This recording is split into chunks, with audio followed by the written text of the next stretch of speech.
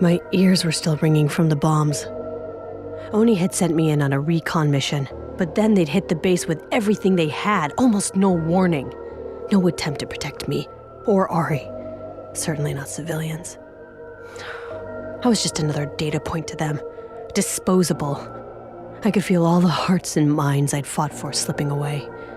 The UNSC would always bomb, and the rebels would always take up arms in vengeance. Maybe both Sully and Ilsa were right. There was no room for anything else. As I looked down at Bostwick, I couldn't help but feel guilty. I had taken this lost, naive kid and turned her into a foot soldier for my cause. I'd become an expert at rationalizing my actions, telling myself that ultimately, I was working towards the greater good. Can I see the wound? Don't touch me! I'd recommend sedating her until we can effectively treat her injuries. I'd rather rot. Just rest. As Bostwick drifted out of consciousness, I looked over at the data chip. Ari secured prime intel on the anomalies, and after that airstrike, any shred of faith I had that Oni would do the right thing with it was gone. For all I knew, they would just cover the whole thing up and let another colony fall. But in the right hands, this could help save lives. I wasn't going to turn it over to them. I was going to get real answers. And there was only one person who could give them to me. The only problem was, he'd been dead for months.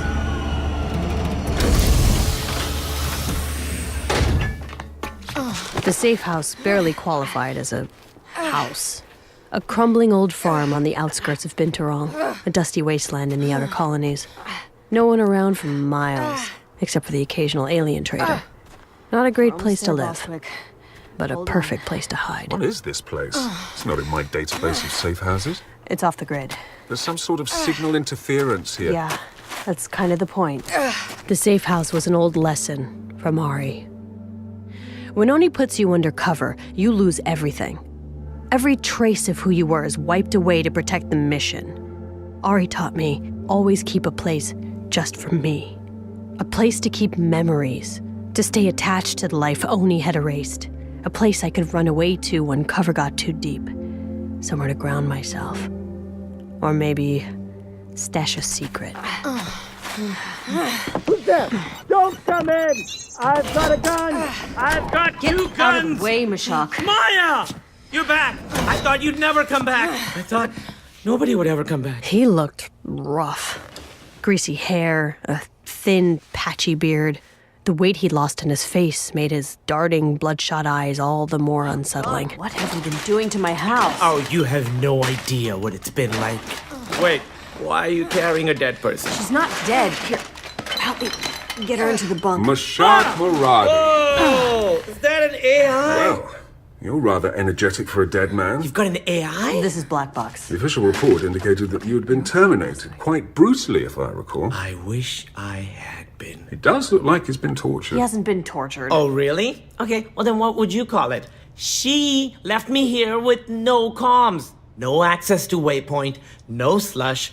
I've been reading paper books. Paper books. I couldn't go through with killing Mashak. He'd figured out my secret, and he was gonna tell Ben. He had to be silenced, but when I broke into his house that night, he got so scared, he ran headfirst into a wall and knocked himself unconscious. He's a great hacker, but dangerous? Not even close. So I hid him, stuck him out in the middle of nowhere, and put a blackout array cutting off communications for a kilo in every direction. But a few months cut off from the outside world had left him a little tech-starved. And honest-to-goodness AI was the best toy I could have brought him. You know, you're really top-of-the-line stuff. You live on this chip? In a way. You see... Okay, I have a question. I'm sure you get it all the time. But other AIs look like people, right? But you're just like a big blue cube. I am pure intellect. I feel no need to affect a facade in order to make myself more palatable to humans. I am what I am. I am Black Box. Yeah, right. But the box is really blue, though. Black is the absence of light. A hologram can't display black. I think I'm gonna call you Blue Cube. Ow! Did you just electrocute me? No. Oh, hang on. Yes. Listen, Blue Cube, I can stick this chip in a micro cooker. Mashak, just stop it. Hey, why did you bring him here? He's Oni. Mashak, I'm Oni. And how long is that going to last once he tells them you're keeping me alive? You can't trust an AI. They want you to think they're these perfect synthetic beings, but you know how they make them? They take some dead guy's brain and just rewire it with new programming. They're basically computer zombies. We also have excellent hearing. Focus, Mashak. The anomalies, the same ones you were tracking, they're here now, and they're real. They've already destroyed 5 colonies. Now I've got a data chip full of intel from one of the sites and 0 context. I need information. The kind that isn't sitting out there in the Waypoint Index. Wait. The kind you can only find in the slush. Do you mean you're going to give me back my compad? Hold on. Yes! Hold on. Yes, yes, yes! I'm opening up a limited channel. An encrypted frequency just for you so BB can't use it to call Oni. I'm not sensing a lot of trust between us, Maya. Find out what's going on. Fast. Absolutely. 1,000,000,000% focused. Wow, I have a lot of unread messages. Oh no. What? The unthinkable has happened. I fell off the leaderboards in Ungoy Farmer. Mashak! 1,000,000,000% focused. While Mashak tried to uncover the secrets of the slush, I went in to check on Bostwick's wounds. Mashak had made a real mess of the place. Clothes and ration wrappers on every surface. But I noticed Mashak had left one area untouched. My shelf. I picked up an old photo. Me as a little girl holding up a trophy. Spelling, I think? It was hard to remember the exact moment, but I remembered the place. My dad's old cabin. When I was setting up the safe house, I kept thinking back to that cabin, with its wooden walls and a door my dad carved himself. Something about it always felt so real, so permanent. I was still lost in the past when I looked over and saw Bostwick, awake, staring at me, pure hatred in her eyes. The look on her face caught me completely off guard. She looked like she was ready to kill me. Before I could get a word out, Bostwick was coming at me with a scalpel. She was still weak, though. It didn't take much to restrain her. Eventually, she gave in to the pain. I know that you're angry. I would be too, okay? Just listen. Just do it. Do what, boss? Kill me, I'm torture trying me. I'd rather die than be in the custody of a traitor. What? I'm not a You're traitor. Oni, aren't you? Yes, but I'm trying to protect you. You're my friend. Pharaoh and I were friends. I don't know who you are. You're right. You don't know me. But we're not so different, you and I, okay? Just trust me. Trust you? Were your parents killed by Oni officers? No, Bostwick. I am nothing like you. You're a liar. You're right. But believe it or not, you are the closest thing I have to a friend. And I want you to know the truth. I at least owe you that. Come on. Ask me whatever you want. Well, what's your real name? Maya Sankar. And how long have you been a rat traitor? I joined Oni when I was around your age, but I didn't get into Spec Ops. As I opened up to Bostwick after years of deceiving her, I told myself that regaining her trust like this would protect her. But as the answers poured out of me, I knew deep down why I was really doing it. I needed to finally start telling the truth. I had absolutely no idea they were going to attack. They kept me strictly need to know. Were you going to try to turn me? Make me into an Oni spy like you? No, it wasn't like that. All that stuff you said as Pharaoh about finding the truth, about beating them with ideas and lifting up the outer colonies as equals. I meant it. Every word. More than anything, I wanted to... I don't know. After being undercover for so long, I started to feel... Sometimes I feel like I am Pharaoh. It's hard to explain.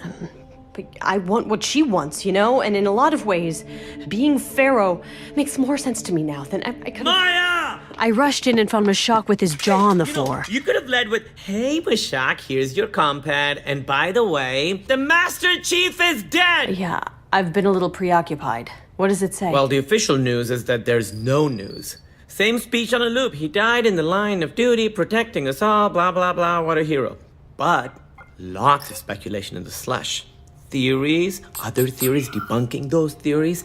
Some people claiming the UNSC is using his death to cover up a bigger story. They think he's still alive. Reliable, I'm sure. What would the UNSC have to gain from presenting the chief as dead? Why destroy his legacy? It cements his legacy. Bostwick had made her way to her feet and stumbled into the room. You once said that heroes are born out of sacrifice, but cemented in death. Yeah, but still, why? What, to cover up the anomalies? How does killing the chief publicly cover that up? It doesn't. Unless the truth is scarier than the cover-up. What if the whole Pico story was a dry run? If the chief isn't following orders anymore and he's proving to be more trouble than he's worth, you'd have to get rid of him, right? I was processing everything very slowly at that point. But what Mashak said had struck a chord. If the chief wasn't following the rules, and the Oni AI bot's statistical analysis pointed to his death being more valuable than his life, they wouldn't hesitate to pull the trigger. I should know.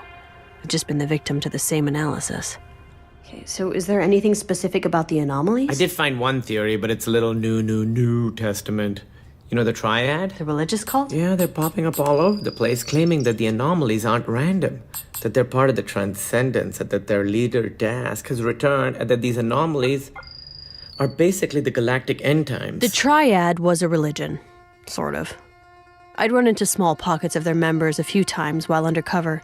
They were always preaching about multiple lives, transcendence, the end of the universe. Crazy ideas that didn't sound so crazy if you were desperate enough. Lucky for them, there were a lot of desperate people in the outer colonies. Their leader, a man named Dosk Gevadim, had gained millions of followers across Waypoint, then suddenly disappeared. Oni was pretty sure he was dead or in hiding, but his followers were convinced he'd ascended into another realm. Well, Oni keeps blocking the posts, but word's getting out. Here, take a look. For your struggles, I have willed myself back to this plane of causation and particle, so that I might illuminate the meaning of these events.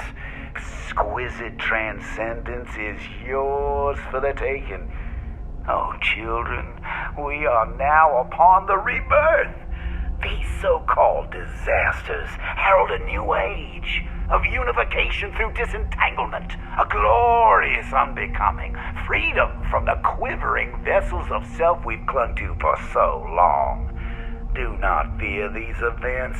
Do not fear their power, for as the worlds shake, we are inevitably arriving at the precipice of existence, the edge of a metaverse that is awakening for us, as we, who have only known the night, are about to bear witness to the first dawn.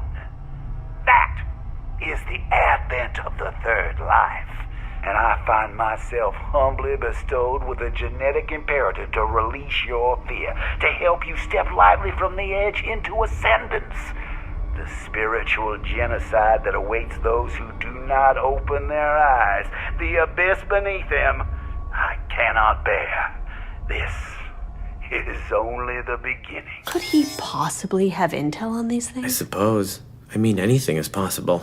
We live in a galaxy where the human race was almost wiped out by an alien race that breeds farts. Actually, it's methane, and I'm fairly certain that grunts were far from wiping out humanity single-handedly. Okay, now we're just splitting hairs. All right, well, on that note, Maya, I believe this detour has gone on long enough. It's time to return to the realm of rational thought. I can't go back. I can't trust Oni anymore, not after everything that's happened. There's no telling what they do with the intel we've gathered. Maya, I wish Oni was run with the monstrous efficiency you and Mashak imagine. So tell me then, what's really going on here? What's really going on, Maya, is that you're walking a treacherous and narrow path. But if you return with me and the data to Oni, you may just avoid falling off. Is that an offer or a threat? What the hell? Sounds like an incoming call. But I blocked all comm It signals. would appear that you did not. Maya! Noah? What the hell? How did you get through? Why didn't you warn me about the bombings? I tried to hold them off as long as I could. I was overruled. They decided taking out the target was worth losing the asset. Damn it, Noah. Maya, listen. I am not an Maya, asset. there's I'm no a... time. Your location isn't secure. What? But how do they even know Why where didn't you check in? They think you're on the run. There's an extraction team inbound right now. What? But how did Listen to me, Maya. They just want to bring you in. Nothing bad is going to happen. No, I no, promise. no, Maya, no. stop. Listen to me. Whatever you do. Goodbye, Noah. Maya, you're making a terrible mistake. We gotta move. Everybody, now! I understood what he was saying. Bring me in. That means midnight facility. When they bring you in, you don't come out again. That wasn't gonna happen to me. How did they find us? It was Blue Cube. The little rat bastard sold us My out! communications have been incapacitated by the blackout array since we arrived. Perhaps they tracked us from Conrad's Point? No time. Help me flip the bed. Okay, but why? Holy crap, my bed is full of grenades. Bostwick, are you okay? Yeah. Why is my bed full of grenades? Can you run? I don't need your help. I'm setting a 10-second timer. That should give us enough time to get clear. There's no cover out there, so once we get outside, run. God, I should have paid more attention in PE class. The explosion should distract them long enough for us to get to the ship. What about before the explosion goes off? Pray they miss. Hey, Maya? Yeah, I don't mean to keep harping on this, but why is my bed full of grenades? Maya, you can still end this. No, I can't. Everybody ready? Timers a go. In 3, Let's do it. 2, Oh, God. 1. Those 10 seconds felt like eons. It took them 5 just to spot us. The next 5 were an eternity.